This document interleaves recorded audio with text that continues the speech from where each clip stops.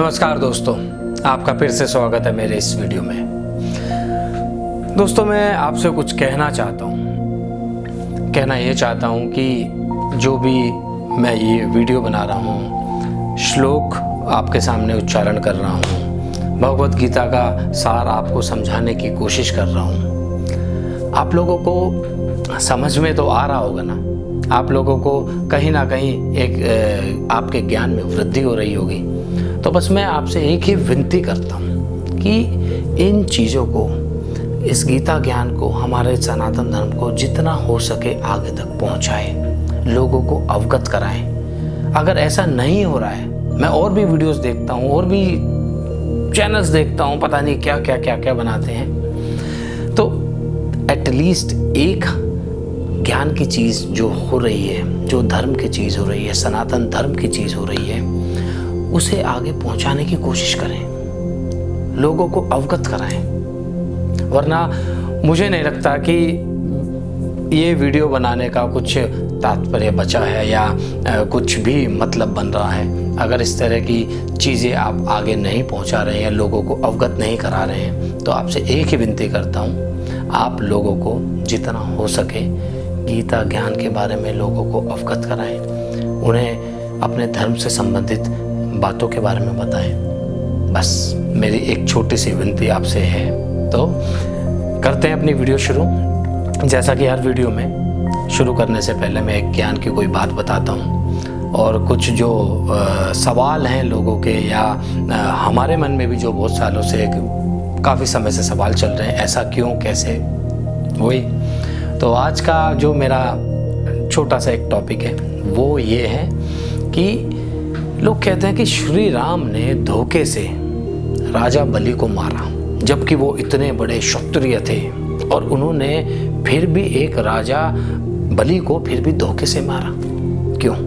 ये एक क्षत्रिय को शोभा नहीं देता। सोचने वाली बात तो ये है। तो कहानी ये है कि राजा बलि और सुग्रीव दोनों भाई थे। बाली ने सारा का सारा जो सुग्रीव का साम्राज्य था वो हड़प लिया था अपने ताकत के बल पर।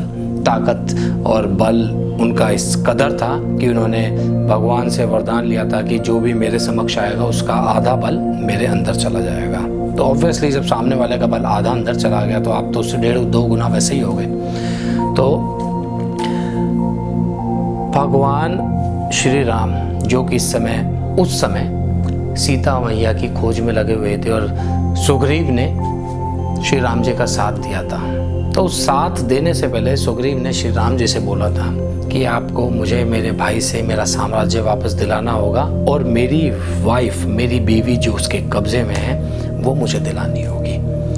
तो श्री राम ने कहा चलो भाई चलते हैं, पर सुग्रीव ने कहा कि उसके अंदर एक शक्ति है, जो भी उसके सामने लड़ेगा उसका बल उसके अंदर चला जाएगा, तो मैं चाहते हुए भी उसको युद्ध में पराजित नहीं कर सकता। तो श्री राम ने कहा चलो देखते हैं जो होगा। तो श्री राम ने कहा जाओ तुम इससे युद्ध करो, और श्री राम एक वृक्ष के पीछे जाकर छुप गए। अब छुप के वो देख रहे हैं कि ऑब्वियसली बाली सुग्रीव पर भारी पड़ रहा है और मार रहा है। तो श्री राम ने कुछ नहीं देखा, अपना तीर कमान उठाया और सीधा बाली के हृदय में तीर मारा। तीर आर पार हो गया शरीर के, और बाली की मृत्यु होने ही वाली थी। उससे पहले बाली ने कहा मुझे, श्री राम सामने समक्ष आ गए उसके गिरते ही। तो बाली ने श्री राम से कहा कि आपने इतने बड़े क्षत्रिय होने के बावजूद भी मुझे धोखे से मारा। तो श्री राम ने उसका उत्तर क्या दिया? बाली, किसी भी अच्छे कर्म को करने के लिए अगर छोटा सा एक बुरा कर्म करना पड़े, किसी भी कोई बहुत सही चीज़ करने के लिए अगर एक छोटा सा झूठ भी बोलना पड़े या एक बुरा कर्म भी करना पड़े, वो चीज़ गलत नहीं है। वो कहता है मैंने ऐसा क्या किया? वो कहता है तूने अपने भाई का धोखे से राज्य हड़पा, और उससे भी जो तुच्छ काम तूने किया, तूने भाई की बीवी को ज़बरदस्ती अपने पास रखा हुआ है। इससे बड़ा और तुच्छ काम क्या होगा? उससे बड़ा निम्न श्रेणी का क्या काम होगा? तूने किसी की बीवी को रखा हुआ है। तो ऐसे तुच्छ आदमी को, ऐसे राक्षस प्रवृत्ति के आदमी को किसी भी तरीके से मारा जाए वो गलत नहीं है। इसे कोई धोखा नहीं कह सकता। तू मरा है केवल तेरी प्रवृत्ति के कारण, तेरी गंदी सोच के कारण। तो दोस्तों, जो लोग भी बोलते हैं श्री राम ने धोखे से मारा, तो उसके पीछे की कहानी ये थी। तो बढ़ते हैं श्लोकों के उच्चारण की तरफ। स्थित प्रगस्य का भाषा समाधि स्थिस्य केशव स्थिति किम प्रभाषेत किमासित व्रजेत किम। इसका भावार्थ यह है, यहाँ अर्जुन बोल रहे हैं, श्री कृष्ण से एक क्वेश्चन पुटअप कर रहे हैं कि हे केशव, समाधि में स्थित परमात्मा को प्राप्त हुए सिद्ध पुरुष के, स्थिर बुद्धि पुरुष के क्या लक्षण है? वह स्थिर बुद्धि पुरुष कैसे बैठता है, कैसे चलता है, कैसे सोचता है, कैसे कुछ भी क्या करता है? तात्पर्य यह है कि अर्जुन के मन में भी सवाल उठ रहे हैं, तो वो क्वेश्चन पुटअप कर रहा है श्री कृष्ण से कि हे माधव, हे केशव, जो लोग, जो परमात्मा, जो व्यक्ति, जो पुरुष समाधि में होते हैं वो परमात्मा को प्राप्त कर लेते हैं। ऐसी स्थिर बुद्धि वाले पुरुष के क्या क्या लक्षण हैं? वह स्थिर बुद्धि वाला पुरुष कैसे सोचता है, कैसे बैठता है, कैसे चलता है, वो उसके विषय में सब कुछ जानना चाहता है। बढ़ते हैं श्लोक नंबर 55 की ओर। प्रजहाति यदा कामांस वान पार्थ मनोगतान आत्मये वात्मना तुष्ट स्थित प्रगस्त दोष्यते।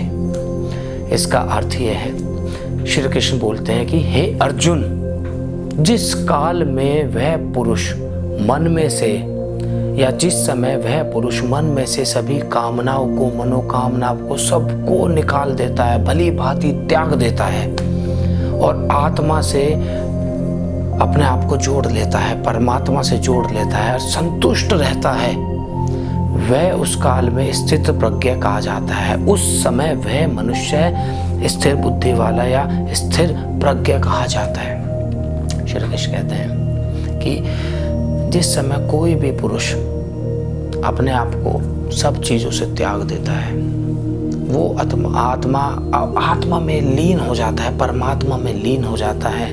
वो किसी भी प्रकार के सुख दुख या फल की किसी भी तरह की इच्छा नहीं रखता, अपनी हर कामनाओं को त्याग देता है। उस स्थिति में या उस समय या उस काल में वह मनुष्य स्थिर प्रज्ञ हो जाता है। स्थिर प्रज्ञ का मतलब फोकस बुद्धि वाला, सब कुछ छोड़ने वाला, एक फोकस्ड इंसान हो जाता है, ज्ञानी बन जाता है, एक महापुरुष बन जाता है। दुखे केशवनु द्विगमन्मा। तो बढ़ते हैं श्लोक नंबर 56 की ओर।